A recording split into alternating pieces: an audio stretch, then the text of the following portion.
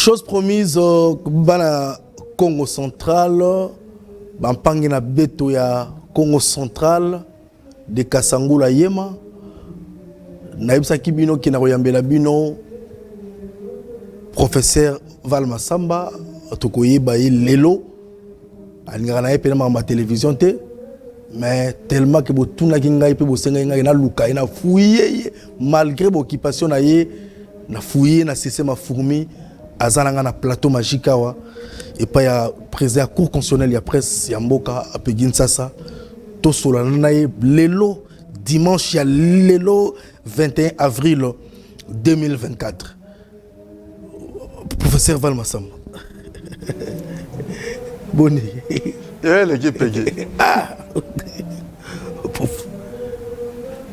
Mungana yebi yo na kombo ya prof Val Massamba nege toyo kaka lelo soki tolingi to définir kombo na o pe batu musu ba yeba oza nani pe uta wapi to ba na présentation ya kombo parce que batu musu bazio occasion nyotalo parce que la minute Congo central de Kasangula yema ba TV tamina ba balabala ebele ba otala prof sur une présentation na nenga bankulu na biso na Congo central to na nenga ya Kilopoto te oza indusa to na bankulu ko na be français pe yango bampangi mbote nga kombo na ngai Val Massamba Lolendo Mpanda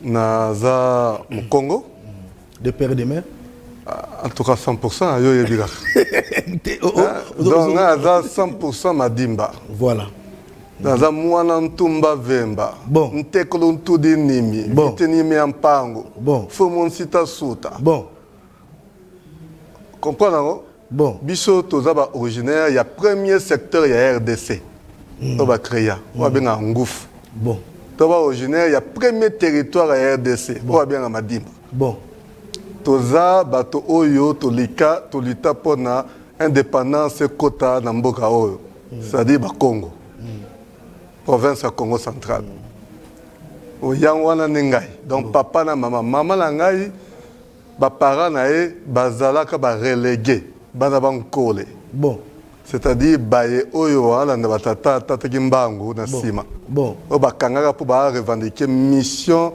religieuse des noirs. Donc on comprend que ce qu'il y a une lignée spirituelle na ba Congo nazali il y a une pe ba lignée ba roi nazali bon nyo sonne sa jonction bimisi ngai est-ce que comme professeur na nenga fente mavuba to pe na nenga ya beaucoup peut-être on parcours à beaucoup nan te ngo alakisanga effort vie na nga mobimba et c'est résumé na moment effort yango eloko ba parents na nga balakisanga batangisi ngai na école ba bengi complexe scolaire kana Malula na Njilo bon de l'Angile Njilo bon na yo tanga na Malula limité na vie certificat na ngai na kena petit séminaire de l'inf bon na Congo central bon na kuna pendant 6 ans basanga ko bala na ngai na kumaka sango bon mais simba tan so bango ngai na servir ndenge mususu communauté mais na za bine longo balinga nga makasi pona za na bango tilelo bon na vie certificat na ngai ni diplôme d'état na kuna na commercial et administrative après ba parents bi moi na que moi poto pour que autant été flyer bana mboka na pona comprendre bon so na tala ba télévision ba canal France International na yebisi so bana mikolo ba yebiango na mo ba mboka na ezaka bien mais so atali chez biso mboka ezaka mobulu abi papa faut comprendre nanu mboka na ngai comme olingi kuna olingi ngwana pas de problème atininga na Unibase bon université de Bazaïr bon vous comprenez université la réponse à système ba quota bon ba quota université discrimination mais comme yango ba père fondateur nango ya ba Congo ba créer Unibase bon vous comprenez ba va ouais fana kana na carte université wana les makokumata tous en respecter la carte université wana et bunga presque partout mais akuna bon ce qu'à savoir Congo na koti kuna ba former ngai na économie et gestion mais dans les valeurs na zala ko président des étudiants kuna on a révolutionné beaucoup de choses et apprendre na ko bana études supérieures na ngai Dans une spécialisation dans l'entrepreneuriat à l'île Maurice. Nous avons un master MBA francophone, plus de 534 universités dans le monde et Sérénissa pour la formation dans la langue. Dans le Longoana, dans le programme africain, vous avez 21 campus, NPTCI, dans la spécialisation en économie industrielle, option environnement. Et après, dans le Longoana, à Bordeaux, nous avons un master dans le management des organisations, création et reprise d'entreprise, Bon. Et après, dans le Longoana, nous avons la thèse de doctorat. Nous avons commis professeur en 2013. Nous avons professeur à l'Université de Kinshasa, nous avons professeur à l'Université de Congo, nous avons professeur à l'ISC Matadi, nous avons chercheur associé à l'Université de Bordeaux, nous avons homme d'affaires, nous avons comme millionnaire, nous avons créé une entreprise, un niveau nyoso, ou informel. On a bandi siko, on a eu le côté, on a déjà permis, on existe à on développer ba faire na yo, musa na sa yangola. Na ida pe gouvernement pour na ba priorité et a bloqué na inertie de comportement, il y a ba tout institutionnel, gouvernement Robert Angaï na yé na approche par les résultats rapides pour débloquer projet wana. Voilà na éviter ce que ça mon coussé hein, c'est qu'il en est. Autant qu'on voit IDPS tende. Ah. Yo le bilan s'est présenté. Vous s'est présenté monsieur ko. Mais yo le bilan a été yo tendance politique ezani. Té siko to songi su ko ninga indusa siko. Ani IDPS ki be nen kindu ke be no kuna kati tout en ki be. Bon. IDPS. Ani nzomama. Nzotata IDPS ndenge okota IDPS. Mais papa langa déjà za muta IDPS. Donc vous avez dépassé à fin de ma fou que beba ziona ko saleka. Papa langa aza muto IDPS. En 92. Bon. En 92, on a un âge. Ça, c'est en 92, moi, 76. On comprend que on a un âge. Bon. Vous comprenez? Papa n'a pas un IDPS. Il est simple membre de l'IDPS. Il est membre d'honneur. Bon. Mon père est un banquier. Bon. Dans la période où il y a eu ce coup-là. Il y a eu ce coup. On a posé ma question. La période où il y a la dictature. Il y a la banque du Zaïre. Bon. Mais à zone opposition. Et nous bateau vivre dans le palais. Bon. Et là on a bien là qui professeur Val Massamba ezali parce que vous allez candidat vice-gouverneur na ticket ya yona docteur Gibandu Ndugidi. Question à liboso na banquette na salaka yo moko déjà ozalaki candidat gouverneur. Moi, du franc, pesant. Parti politique, il y a pouvoir. Il dépasse. Na ça une enquête. Na oki ke ba betio film wa mukolo ordre oti lola ba casser yo. Te ko tchasu liba était comme gouverneur. Au côté na ticket à Gibandu. On a zolo baso za lukuta yo moko nde muto répondre. Mukili ba mona kike candidat gouverneur, moi du Frezali, CV Vimba. Et puis, Pangizeno. Pangi Galampagne. Mais si tu m'as ton moni boy, Moutaboy, Moutba, cassé comme ça la gouverneur, Mbala Moko, ba imposer comme ça la candidat vice-gouverneur na ticket à Gibandu. D'abord, expliquez nous, Bandeko, comment Kibongo, ba cassé yo. Et comment va imposer au Gibandu? Bah casser ngaïté, bah imposer ngaïpété. Ah. Et en plus, nga ba casser ngate, nga ba imposer ngaïté. Pour na calculer. Et puis na négocier. Na yebi ko négocier, na yebi concession. Yanga eza boulot na métier na métier na za coach. Na coach ba entrepreneur, na coach ba institution publique. Donc, nous avons une logique qui est rigide. Je négocie en tout temps. Et ça, c'est ce dossier est dossier simple. Nous avons un candidat gouverneur du Congo central dans le compte IDPS. Tu as dit que tu as dit. Mais, tu ignores qui principe mon corps. Oh, bah, rappeler qui après. Il y a un moment, il faut toujours éveiller. Il y a un moment, éveil, il faut ça. Voilà. Principe, c'est qui mon corps. Il faut qu'on respecte l'équilibre, il y a une union sacrée. Et il y a que l'union sacrée a un regroupement dans parti politique et belé ou à cela les sanga yangote mais sur ba kembe élection comme dire loro moko ba ko kenete ba kena affrontement ko yumana eza idéologiquement déontologiquement et ça maté yango ba yokanaki regroupement to parti politique a ko bimisa ba député belé ye wana ne mutu fa la kisa ye ne wana fa bimisa président abimisa gouverneur ya province Oya Rolanda ye abimisi vice-gouverneur. Oya Rolanda a joué assemblée provinciale. Omoni. Donc Oya Liboso plutôt Oya Liboso a joué gouvernement provincial. Oya Landi a joué assemblée provinciale. Et puis Landi a joué vice-gouverneur. Néanmoins le principe et bima. Tant principe est bimi. Balamo ngai moyen na tika la sous le cola candidat gouverneur à IDPS exact et quoi. OK.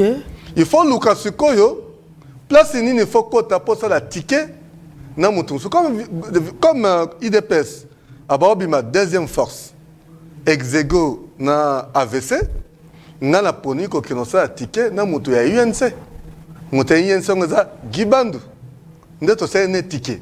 Pour mutu soit d'ailleurs UNC aligné nan, UNC aligné, Gibandu o UNC mutazana ba député provinciaux et belé au sein. N'a qu'un indépendant, si on a qu'un indépendant, on a bon parti dans Haïti. On a continué la guerre. Vous comprenez? Mais quand on a un gambola, tu as grâce paye. Apparemment, bah sur ça quand tu kendaka, tu travaillaka, maramebele le kanaka, mais toi la démocratie. Ceux qui pèsent le vinaigre, yo linga vinaigre te. Quoi il y a sauce à maman tomate. Mais bah tout ça bah lobby mais comment professeur Andimi kozala vice-gouverneur tandis que na mayele ozalango na idéologie ozalango na mukumba ya ba projet ozalango pour na changement ya province ogo zela pata na 2028 to proposer parti ba boko ta ministre to parce que kozala vice-gouverneur un professeur d'université na ba ra ozalango na mabebele et PZT. C'est là que nous habité au régime. Il dépend de l'objectif et puis il y a planification dans la vie au Sala. D'abord la planification de la vie, 5 ans, 5 ans, on a un service à la communauté, mais au niveau de l'institution publique. On a travaillé pendant environ 17 ans en tant que privé. Moussa, on a mis sur bateau. On a montré qu'il est possible, il y a réellement aidé le président de la République à atteindre l'objectif, à réaliser vision, il y a comme il s'appelle un pays entrepreneurial, qu'on crée des millionnaires, revanche de sol sur le sous-sol. La recette, là, tout ça. Deuxièmement, tant qu'on a attendu dans Mboka Nangai, et soit il y a Mboka Nabiso Moussoussou, le plus vieux n'a que 60 ans. Et nous, les jeunes, nous avons milieu, on a 25 ans de vie adulte. Et tu as une partie de la population à RDC, eux, ils vont disparaître assez vite. Il faut participer à la prise de décision. Parce que là, c'est quoi? C'est que, au fond, on critique l'autorité. Vous comprenez? Alors que tu on a l'autre comment on repère ça. Et on a dit non. Na o amunki to sala oyo to go sala ngo nemo amunen. D'accord? Donc il faut autant mieux au kende place pour avoir décision. OK. Oh, place pour avoir décision facile. Et rose à la fioté. Et ça te que non la munga bino ba ke zulanga mutu na ye eza probabilité la ngo eza presque nulle. Mais au wana nzela ba élection, au rose a la chance au comment. Et moi je pars avec un sac de solutions. Merci tout le ça qui a ces solutions, JC Mavouba. Voilà, c'est sa première image. Tout à l'heure, image au moins dans les gars, on a bien invité puis image zali. Invité monsieur on a bien image zate. On a passé l'année logo tata pour soit pas sombate mais candidat gouverneur. Vraiment le pote ya lobbying zate. Province na logique ya lolobanini. Aucun côté ka province ndengenini. Discours Tanga, Fente Manfouba. Comment français, Fente Manfouba? Je parle de lobbying. Et je parle de idéologie, jeunesse intellectuelle, jeunesse consciente. Professeur Valm, Masamba. Exactement, jeunesse, il y a des réseaux sociaux, WhatsApp. Jeunesse, il y a des petits, qui ne pas comme un millionnaire. Mais moi, je Mayombe, moi, je Chela, moi, je Lukula, tout le monde qui sent, tout le monde Madimba. À 15 ans, 16 ans, il faut comme un millionnaire. Est-ce que vous créez un millionnaire dans le WhatsApp? Qu'on fait une autorité? Mais jeunesse consciente, professeur Val Massamba, c'est le changement du Congo central à travers ticket et puis accompagnement. Il y a professeur Val Massamba d'une de ces noms, Pangi plus Pangi Galampang, total image à Liboso pour comprendre que Val Massamba est bao différencié dans tous les cas.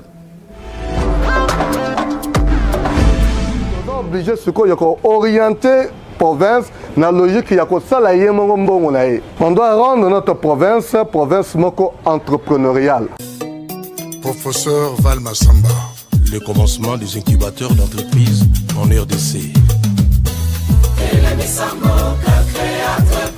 Massamba Lulendo Pandaval est originaire du Congo central dans l'ex-district de la Lukaya, territoire de Madimba, secteur de Ngufu, groupement de Yongo, village de Kimvwanza et Kingombi, du clan Tumba Vemba, Tekolotudinimi, Fumu Sita Suta. Diplômé d'État au petit séminaire de l'Info, licencié en économie et gestion à l'Université Congo, il a un master en entrepreneuriat à l'Institut de la francophonie pour l'entrepreneuriat en île Maurice. Chercheur associé à l'Université de Bordeaux en France, master en économie industrielle, option environnement, docteur en sciences de gestion entrepreneuriat. Un homme à plusieurs casquettes, Val Massamba, professeur d'université en l'occurrence, Université Congo, Université de Kinshasa, Université de Bordeaux en France et visiteur dans plusieurs autres institutions universitaires en Afrique et dans le monde. Il est PDG de la première chaîne d'accompagnement de créateurs d'entreprises en RDC, je cite, incubation d'entreprises et formation managériale, IF Entrepreneuriat, qui est à ses 17 ans d'existence à ce jour et qui accompagne jusqu'à 2500 PME à leur création et développement sur toute l'étendue de la RDC, dont plus de 100 PME se trouvent dans la province de Simo Kimbangu Nkaka Kasavubu, ce qui lui a donné le nom de père des incubateurs en RDC. Lui qui lutte contre la pauvreté et accompagne le jeune depuis l'idée jusqu'à la création d'entreprises en passant par le prototypage. Il accompagne aussi les entreprises dans leur développement à travers le quartier industriel pour petites industries qu'il installe par-ci et là en RDC. Dans le cadre de soutenir la vision du chef de l'État, son Excellence M. Félix Antoine Tshisekedi Tshilombo, qui met l'accent sur la création de jeunes millionnaires au cours de son nouveau quinquennat à la tête du pays. Le pays n'a pas d'argent. On n'aura pas suffisamment d'argent pour faire toutes les routes en 5 ans de mandat de Fachi. La meilleure façon de le faire, et Fachi le sait bien, c'est d'avoir des solutions innovantes. Et il le sait, Fachi Béton, ça passe par quoi? Par cette solution innovante, donnant l'accès au capital financier en octroyant des titres de propriété aux terres d'attachement traditionnelles appartenant au clan. Pour ce faire, il joint ses efforts à celui du gouverneur, Dr Guy Bandou Ndungidi, créateur de l'hôpital médecin de nuit, l'homme qui pendant moins de 2 ans passé à la tête du Congo central a réussi à poser le base de sa relance socio-économique en vue d'une émergence provinciale, à savoir la réforme de l'administration provinciale, l'obtention de droits de redevance pétrolière, l'obtention de la taxe d'estampillage, la prime mensuelle des enseignants, la liste reste exhaustive. Le professeur Val Massamba vient d'une famille politique de l'UDPS dont son père biologique, M. Massamba Lulendo André, fut membre d'honneur depuis 1992 et lui-même partisan depuis 2012. Quant à son expérience professionnelle, le professeur Val reste le faiseur de millionnaires congolais et lui-même mentoré par des milliardaires congolais. Partant de ce qui est dans le domaine entrepreneurial, exception aucune. Je dédie ce prix à tous les entrepreneurs. Ce qui forme un ticket magique pour conduire à l'émergence de la province du Congo central. Un encadreur de jeunes dans les domaines scientifiques, dans l'objectif de préparer un monde nouveau pour une autoprise en charge durable et indépendante. Cher Val, la fiabilité est difficile à trouver. Merci d'être quelqu'un sur qui nous pouvons toujours compter.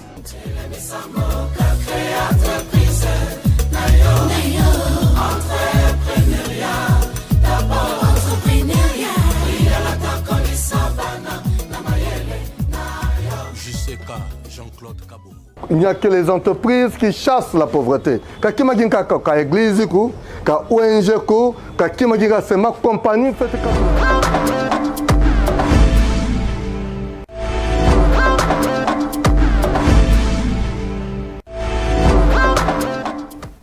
la compétence et l'intelligence pour former un corps dans l'intérêt de la province du Congo central.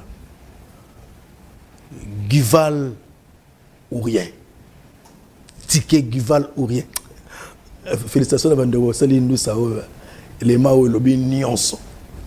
Nasi boyo qui n'est pas en latin le verbe à dire écouter entendre. Boyo qui nuance puis botali. Nani wana penini wana Val Massamba véritable Congolais, véritable Mukongo. Et puis nini apporta na mboka aye koluka jipute aye koluka ngubate aye koluka olesa bana ete mais aye koluka kosunga peuple bomoni ndenge nini a créer pe azo créer ba patron donc bio ozaka na boule cause la patron lobby ozaka na boule ozaka na l'art Guatin qui pédait, qui lesbienne peut-être, mais idéologie, ils allaient au professeur Van a fait sa cabatte idéologie, comment est-ce comme un millionnaire, dans la base, soit accompagné chef de l'État, soit comme vice-gouverneur. Et ça peut le retour. Yango na sengi merci. N'a député provincial nyonso ya Congo central de Botala ngai. Ko banana na honorable Gonda Matumona, honorable Pierre Kabangu, honorable Désiré, vous appelez Kibele, honorable Konde Mombo Jacques, honorable Jean Kimboko, honorable Koukou, honorable Kisulu, vous avez plus de 40, Botala Ngai. Botala, topona, ticket ya sentimate, ticket na ndenga ya tribalisme te. Moutoum sous lingana o gibandoute, oui. Ça n'engage que vous, Olingara Kibandouté. Mais à travers le professeur Val, non, je vais voter le ticket Gibandou Naval pour une idéologie à Val Massamba. À Enango, na Katia province, oui. Moutoumso Lingara peut Val Massamba te. Molingara idéologie à Gibandou, non. Gibandou na mouni na 14 mois au Asali, Asali moi bien. Mais ndenge basali ticket oyo na professeur Val tika na voté bango pona na bakisa pe mayele en tant que député provincial na bisa bango nini basala pour l'intérêt province. C'est ça l'idéologie.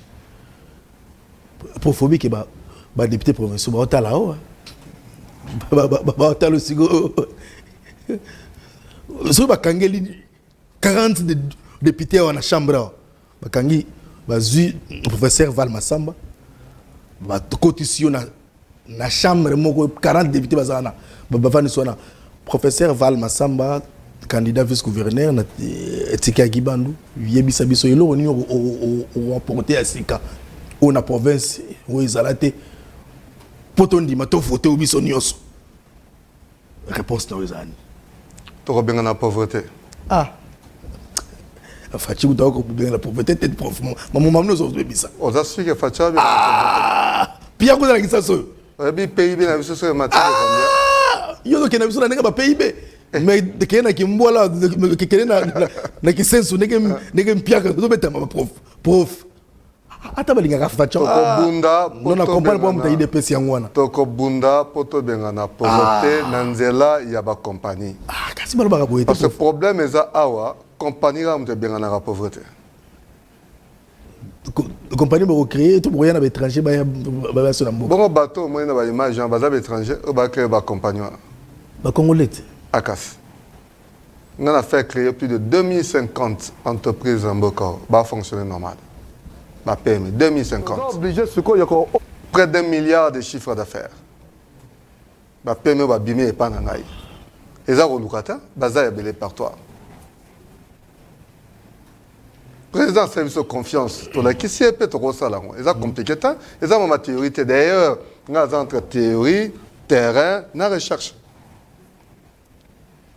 yango moni to za ba recette qu'il faut déjà est-ce que yo yebi que un paysan au Congo central revenu na mensuel les $28 pas un paysan un ménage agricole ménage agricole tous deux personnes actives na kata ménage papa na maman bango mbale salaire na bango par mois les $28 bazan 3 ou 4 bana donc so bazan 3 ou 4 bana ménage on bima pese 6 personnes baliaka par mois mais mbongo bazaka comme salaire par mois na biloko na bango basalaka $28 OK donc sur biso siko to yebi recette il faut to sala pour que bango balonga de $28 va atteindre d'ici 2028 va atteindre niveau ya SMIC to va dépasser yango il faut ça misala wana biso to planifier to za ba solution biso pour ba partenaire bazana bango bazala place mo boye ba tabanga confiance ba kota ozolanda ba ozelaka eloko na tozui ba tona to organiser bango to planifier biloko to zui ba députés provinciaux na mayele ya Houphouët Boigny na vision ya Fathi Beton bon est-ce que là ngai landi na mayele ya Houphouët Boigny bon na vision ya Fathi Beton bon chaque député azo kamba un certain nombre de ménages agricoles ya mboka na ye mais yé moko pe exemple bon yé pe akoti na katia activité agricole voilà pour comment on a député provincial aux en activité économique et bon sur le longwe comme clochard voilà to continuer un député fatika atika la référence ya mboka toute sa vie voilà. Oh, pas que la référence y a toute sa vie, il faut te aider les députés, na esprit il y a Houphouët Boigny, na vision il y a Fathi Beton, ba koma na ba activité économique, surtout ba activité agricole pour bango ba représenter le peuple au awiti na monde agricole. Ba député ba landao et permettre bango à la réélu. OK. Mais oui, mais tant que vous avez moyens qu'il faut pour mener des actions et développement dans la province. Comme ça va depuis 3 mois payés, 4 mois payés, 5 mois payés, j'espère que 3 mois payés, c'est un problème à la province, c'est un problème à la relation entre la province et le gouvernement central. Mais le lobbying, pourquoi il y a le lobbying? Le président de la République a fourni des efforts pour que la normale, pour que la décentralisation soit effective. Bon. Ce qu'on a dans la province, c'est créer un mécanisme pour augmenter les revenus. Et il faut permettre aux députés, en attendant au niveau central, base à l'aise. Okay. Et puis mener des actions sur le terrain. Parce que mener des actions sur le terrain, développement, il y a communauté et la faible. OK. Voilà, c'est le premier loc. OK. Deuxième loc, au-delà, il y a un niveau, il y a un ménage agricole, des paysans. Baza combien? Baza 753 000 ménages. Ça veut dire que c'est à peu près 3 500 000 habitants. Dans ce on résout le problème à 753 000 ménages agricoles. On résout le problème à environ 3 500 000 habitants. Où il faut pas de manière collective de la pauvreté. Le salaire n'a pas mati de $28 à $300 et dépasser moins SMIC. Et en 2031, il y a la continuité. À Kobimisa, au moins 42% de la population de la pauvreté totale. C'est-à-dire que la zone riche, le cadre moyen. Il y a un plan au biso en place. L'idéologie, il faut ratifier à Guiba, on a pas le Massamba. Bablo, il faut bomba pour changer programme. Tu as encore copié les problèmes. Tu as encore développé un changer programme. Pourquoi tu bomba? Ils ont développé un peu comme tu as copié derrière. On a un peu. Mais le plan autour ça là, ils ont ma casse pour avantage des animes. Ndeko Gibando. Na kota ma metali passif na été ou à cause on a bateau non bateau betaillé ainsi de suite. Na kota kunate. Ils ont ma metali ngaité mais na kota on pété. Vous comprenez? Mais Ndeko Gibando. na 14 mois et l'autre bien a stabilisé l'économie de la province. Oh, tu vois, oui. Ben oui. Oh. Mais province à Congo central, Banyongezat, Banyongezat belle. Oui. Il faut que vous Banyongezat. Il a augmenté nos recettes, c'est-à-dire à multiplier les sources et les revenus. Il y a province. A vu taxe d'estampillage, il y a des produits nous souhaitons le Congo central, ils ont moins caché le Congo central pour nous identifier, très important. 2, a vu taxe ou la redevance pétrolière, Dieu merci, tu as un Congo dans le gouvernement, Bambuta Bidimbu, Facilita, Bablokwana, tant qu'il y a Zaïkiwana, nos volontaires chef de l'État, nous avons Gibandu, travailler, vu la taxe sur la redevance pétrolière. Au moins, la collaboration est toujours importante. Donc, comme une polémique inutilité. Oui. Vous comprenez? À côté de la responsabilité sociétale, chaque entreprise où est dans le Congo central, il faut respecter Alex Abisso, entreprise n'a été implantée, mais la population locale a bénéficié de l'année. Voilà, Azui est le cas où permettre d'augmenter les recettes. Azui, la taxe sur le commerce extérieur, la taxe à débarquement et même à embarquement, à côté de système de douane et FIDA, DGDA, Sidonia. C'est-à-dire que c'est commis transparent. Bon. Moi, sur $1 qui est à gauche, exact, qui est à droite, exact. Il y a un ticket. Té, nous la monnaie est là qui wana. À ça les réformes et administration publique. Toute réforme ça la passe. Tala, sur baniga, moi président ngazana. Sur baniga ba réforme, sur baniga réforme, moi non bateau. Réforme ça passe parce que bateau va lier à la réforme wana. Mais tu lié différemment. C'est une augmentation de revenus provinciaux. Augmentation de SAMI, il y a des revenus au niveau de la province, c'est SAMI Mati. Mais Togo Mati, ça peut revenir à l'individu. Togo lié de manière collective. Dans l'entretemps, tu as mené des actions pour le développement de la communauté.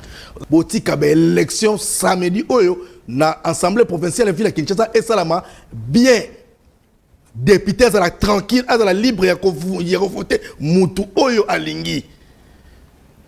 Mwana mboka Val Masamba na mona ki Serge Kabuya aya mbaki bande kunayo bapangi nayo wa Meso Budimbu et Patrick Yala qui bande comme Monsusu izalaki idéologie aujourd'hui moko proposé par wa Meso pour basanga na balobana ke ndeko o toto sala ils ont comme le roi guerre tous autres pesa banguna porte d'entrée. Après l'élection, tout ça na bomoko na unité nationale, n'engue yo lingaka, n'engue ki masolo n'union étambola bien l'intérêt général, pe l'intérêt à le peuple d'abord. Pourtant on a eu ba photo mona ki n'engue CG amba ki bango sala ki on n'engue ni. Qui est ce qui vient? Car yo mto zanga ki on dirait. On a fait totika bango ba kende kuna basoro. Bazo incarner un certain leadership actuel. Congo central. Il fallait que Tika Mouba Kende Basora. Congo central a besoin de cohésion. Surtout dans le président de la République, il y a aussi qu'on aurait bien que le Congo central. Après c'est bango primature. Premier ministre abîmé dans le Congo central. Puis aux Arabes les premiers. Mais président de la volonté a eu appelé ce premier ministre. Et en plus moi sur les sous. Non, on a félicitations maman. Ouais, Judith. Maman Judith, chemin. Des pères et des mères. Pour Fatou, va comme l'ingaya Peggy ça Toyoki qui est prof à Congo, mais à ce moment n'a pas de connaître Madimba na monora mboka professeur lango test telimbisanga soko yebito zupega de quand pesa ba zéro na auditoire ngape na côté oka awa bande kono ba mpangi zeno simadimba vova mundinga. Mais qui zole yo baou ya betu mukindu mwansi tuvidi mukokula Kimputu kinge kukuna betu ku Congo central. Biema kota nga munzila Congo central. Matadi kota nga biema. Boma même si en faiblesse kota nga biema. Ya bina biema 90%, 95% Kinshasa kenda kikima tubakanga kuna betu Congo central. Tu fais reconvertir économie. Obligation mon gosala ma compagnie, mon diable tout la réponse mana mambo. O quand tu sala ma compagnie go, quand tu l'ende kula kimputoku. Sans les entreprises, on ne peut pas chasser la pauvreté. On doit reconvertir l'économie. Il faut que le port de Boma redevienne le port d'exportation de RDC. Merci beaucoup, prof. Je sais, élément il y a professeur Val pour ça la plaisir à bande de la biso. Balingi vaut mieux, les images doivent parler à ma place. Nakolo baso c'est boyebi prof Val. Ticket vraiment tout la non ce élément au sable plaisir. Oui, je suis, Dieu merci, Louvangu. Je suis chef d'entreprise. Mon entreprise, c'est Louvre-Trans, qui veut tout simplement dire Louvangu Transport. L'IF a fait beaucoup pour nous parce que, tel que vous nous voyez là, je suis monsieur Maving dans l'Emvo, entrepreneur, établissement Petit Poisson. Pour le moment, nous avons un traitement d'eau et puis nous avons une construction. Donc, nous avons ensemble, nous avons vraiment assidé dans le travail. Nous avons au sein de l'entreprise Louvre-Trans, il y a le département Matadi Soif Eau Pure, là où nous produisons de l'eau et que nous conditionnons dans les sachets plastiques, mais aussi dans les bidons. Et après, nous allons installer une usine de production d'emballage plastique biodégradable. Et cela, c'est grâce à l'IF qui nous a amené ces circuits de financement par le pas d'un PME. Sans lui, vraiment, Tolonga qui résistait parce que au début, tout ça qui n'a pas matériel à cocoter, mais par rapport à l'IF, pas d'un PME, bah copé sabiso. Nasombaki ba équipement ya matériel nanga ya musala na biloko kosaila ba ligne de départ unique na salaki yango na.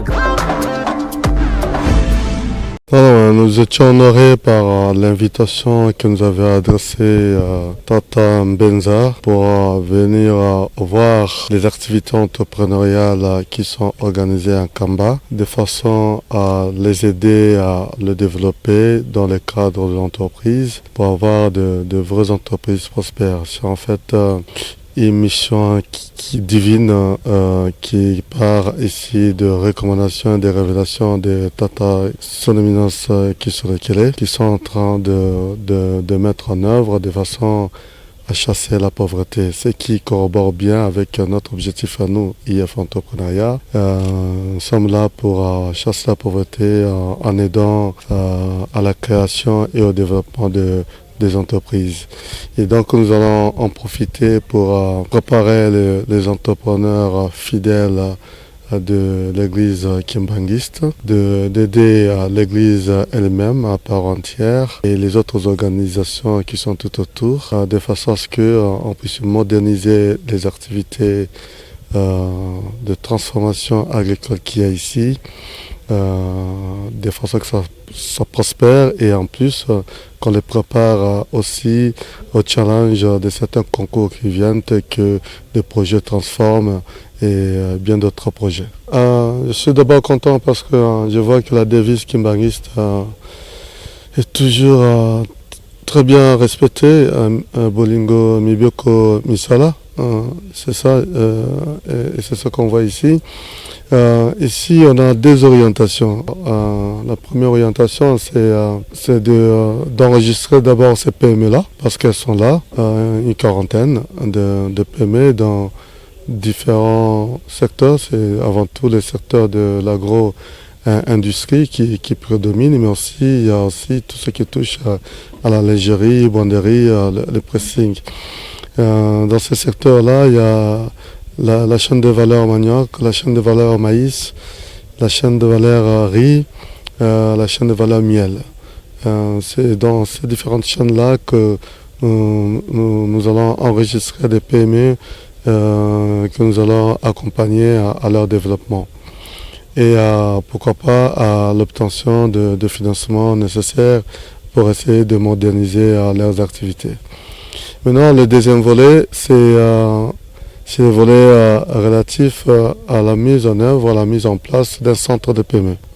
Ici en Kamba ou alors dans un espace qu'aurait choisi Kamba. Un centre de PME, c'est un espace, un endroit bâti, construit en usine, équipé et qui héberge les PME qui travaillent là-dedans, de façon à mutualiser le risque de production, d'approvisionnement.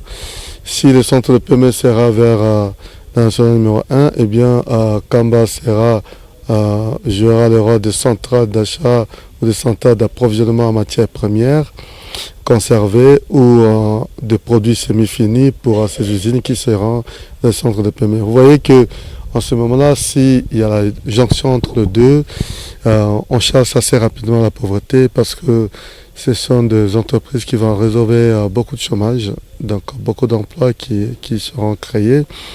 Et on aura des produits normés qui sortiront d'ici, qui vont être exportés. Et donc c'est la double vision du chef de l'État qui sera réalisée. La vision des clés des millionnaires congolais et la vision de la revente du sous-sol. Et ça se fait ici en collaboration avec l'église kimbanguiste qui déjà expérimente ça depuis bien longtemps. Et c'est ce coup de pouce-là qui vient à la rescousse. Tokomi na suka ya première phase ya entretien ngai na professeur Val Massamba, candidat vice-gouverneur na ticket ya Gibandu Mundugiri, donc Gival, donc otozo kibenga yango soki nzamba lingi toko ya masu prof ne bandeli la semaine to banda pona moi deuxième vague parce qu'il y a le la télévision mais prof message ya suka pona lelo oyo na ba député na population ba ko retenir surtout par rapport à ticket na bio na Gibandu. Et la population encore retenir c'est que la stabilisation au Gibandu sali pour rejeter la base de développement économique ngana ye comme bakisama poto matisa sur économie na nzela ya entrepreneuriat. Ba grand projet zali il faut qu'on réponde à la construction par nos profonde. Il faut voir comment les Congolais, surtout les Congo, les habitants Congo central, qui saisir l'opportunité à rapport à nos profondes. Sinon, les entreprises étrangères ont bénéficié de marché belé au secret. Il y a Rolia, il y a Rolata, il y a services portiers, il y a belé belé belé. Il faut que les moyens, il y a travailler ensemble.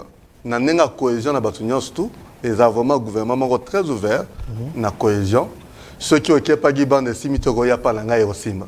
Il y a pas langa Simitoro qui n'est pas Gibandu de Hirosima. Donc travailler de façon que tu profiter de la présence du Premier ministre pour installer le Kumu. Pour tout ça le Kumu bien, il faut bien travailler bien. Vous comprenez? Et puis tout ça tout au bunda pour population abima na pauvreté. To yena ça ka ba solution. Ba partenaire bazali. OK. Oui, là pour plan ezali, projet ezali pour tout développer Mboka. Donc le 29 avril, le député va voter Tiki Nabino. Non, ça campagne campagne la population. Aux émissions. Vous bengi singai, n'expliquez bino pour na nini na kota ki masolo oyo. Donc na kota masolo oyo eza parce que tous porteurs d'un projet. Vision est claire. Les projets le Koukoumate est clair. Donc il faut bien ensemble pauvreté et puis chaque député provincial a beaucoup plus responsable, a beaucoup plus prise en considération pour y mener action de développement économique et le monde abisso. Merci beaucoup. Donc on parle de Congo central Benumé plan d'Amoutindu.